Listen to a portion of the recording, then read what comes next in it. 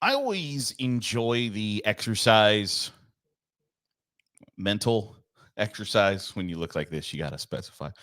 I always enjoy the mental exercise of like, okay, close your eyes. And when I say this word, what's the first thing that comes to mind to you? If I say to you Pac 12, what's the first thing that comes to your mind? Or Pac 10? Is it Conference of Champions? What is it? What is it that highlights that immediately comes to your brain when I say the words Pac 10, Pac 12, whatever the case may be? I don't know what that answer is. I don't think it's Conference of Champions. I don't know. But I know that the Pac 12 as we know it is now gone and dead forever. Whether Oregon State and Washington State can resurrect it or merge with the Mountain West and call themselves the Pac 12, I don't know. I don't know what rests on the horizon there. But I do know that what we have grown to know is the Power Five and the Pac 12, and what that means and represents is dead and gone. And I wonder what the legacy of the Pac 12 will be like and look like. Will we think of it as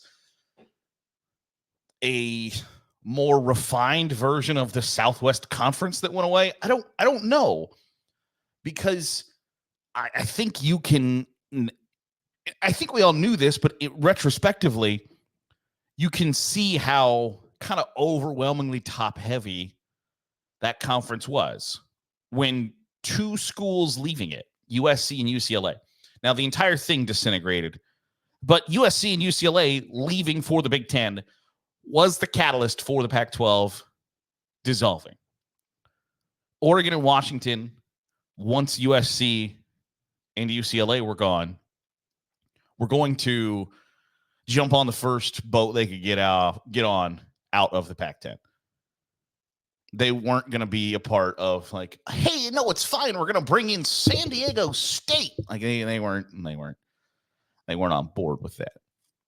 And then Utah, Colorado, Arizona State got in a position where when they see the TV rights numbers are like, hey, okay, we're going to be on Apple TV Plus, and we're all going to get like $9 million. They were gone. But USC and UCLA leaving was what started the death process of the Pac-12. And so when you think about the legacy, I think the legacy is USC and kind of Oregon football over the course of the last 25 years or so. Stanford for a little bit. But I'm guessing that the things that they'd like to be remembered for aren't going to be the things that they're going to be remembered for. I think they'd love to say great academic institutions like Cal and Stanford and USC, UCLA. I don't think anybody gives a damn. I think they would love to say we were great at everything. We weren't just a football conference or just a basketball conference. Like Arizona won a national basketball championship a pretty long time ago. UCLA made some Final Fours in the last 20 years. But since, John Wooden haven't had a ton of success, USC's never been truly great for an extended period of time basketball-wise. Markelle Fultz was the number one pick in the NBA draft out of Washington, and that didn't go very well. But are they great at baseball and softball and water polo, track?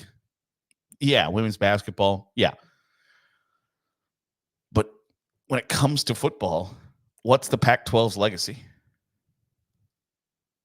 USC was great in the 70s and then again in the 2000s. And if Caleb Williams won the Heisman Trophy, but they weren't very good last year, and I don't think people expect them to be very good this year with a head coach who's coached teams to the college football playoff before and has won, I don't know, what is that now,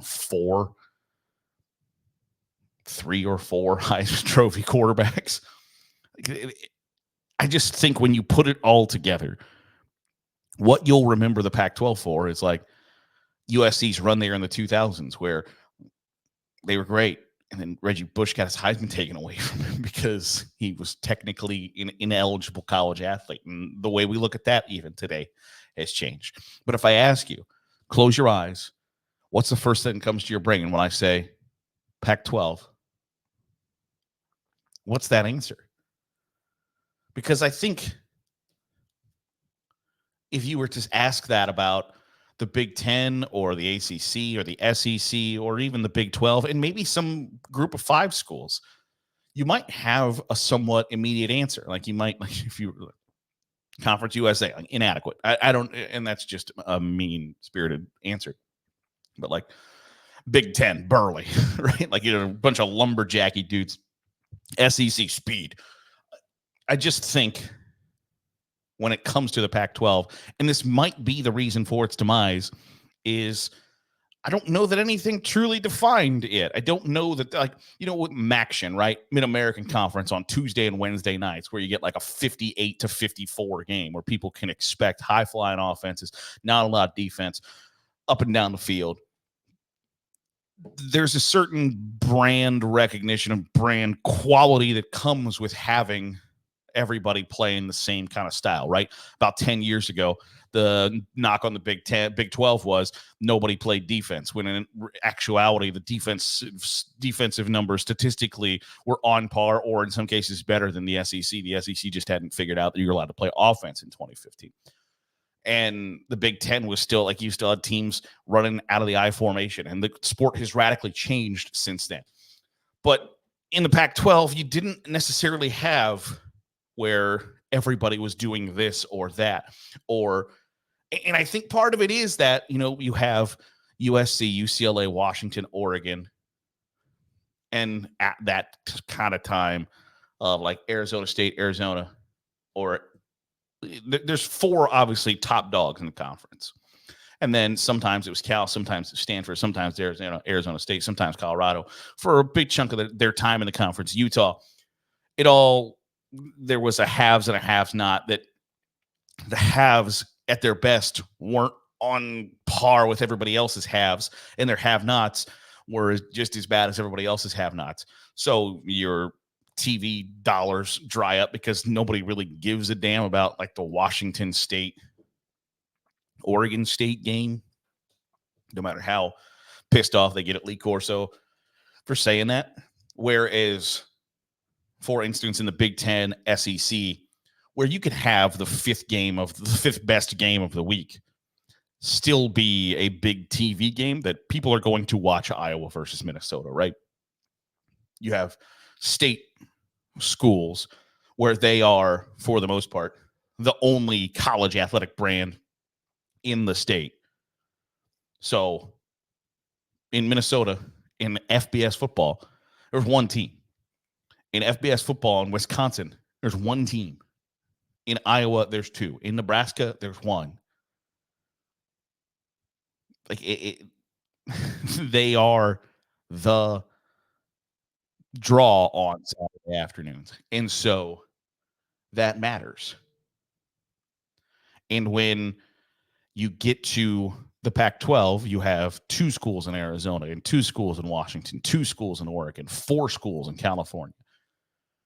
And when those kind of lesser schools aren't a whole lot to write home about, I don't know that you can champion yourselves as this conference of champions. Oh my gosh, we're so good and great at everything.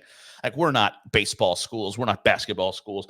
We're not football or volleyball schools. We're sports schools. And it's like, Like, I think Stanford, Stanford wins the Capital One Cup every year if it's the best athletic department.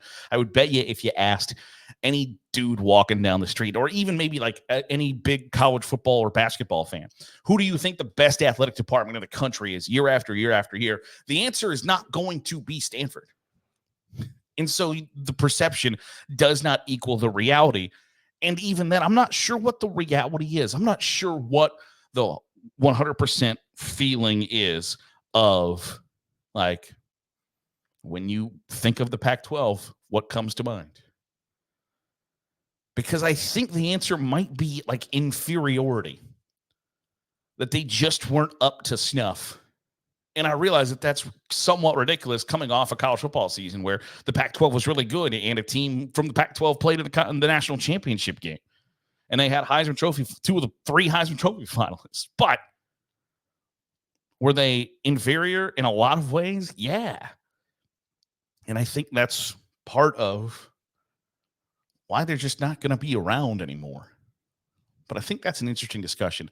And I want to know your thoughts. If you close your eyes and say Pac 12, what's the first thing that comes to mind? Let me know in the comments below. That'll do it for today's episode of the Daily Huddle. Appreciate you making us a part of your day, however it is, wherever it is you're doing so. If you're watching on YouTube, hit the subscribe button. Make sure you're getting all the great college football content we're pumping out. If you are listening on the podcast feed, drop a 5-star review. It goes a long way in helping out the channel. I'll see you tomorrow for another episode of the Daily Huddle.